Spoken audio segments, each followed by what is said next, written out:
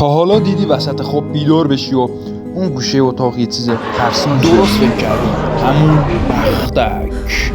ولی واقعا این اتفاق قبل رفتن سراغ داستان لطفا کانال رو سابسکرایب کنید، لایک و زنگوله یادتون نره. اگه به دانستنی‌های زیادی هم علاقه‌مندید پیج رو فالو کنید. واقعا این اتفاق واسط افتاده که اون گوشه اتاق هیولای ترسناک می‌بینی و انگار یه وزن. به این اتفاق میگن بختک یا همون فلج خواب. این اتفاق وقتی میفته که مغز شما بیدار شده ولی بدن شما هنوز دستور بیداری رو دریافت نکرده. ولی ما چرا باید اون گوشه اتاق هیولای ترسناک ببینیم و احساس کنیم که وزن سنگین؟ در اینجا مغز خیلی هوشمند عمل میکنه، چون چیز مادی وجود نداره برای ترسیدن.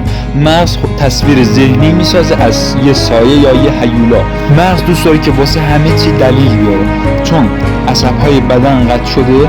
مغز مجبوره که احساس سنگینی روی بدن ایجاد کنه که دلیلی برای این کار داشته باشه. اگر دوست داری دلیل یا راه حلی برای فلج خواب یا همون بختک پیدا کنی، حتما پیج رو فالو کن و کپشن رو بخون.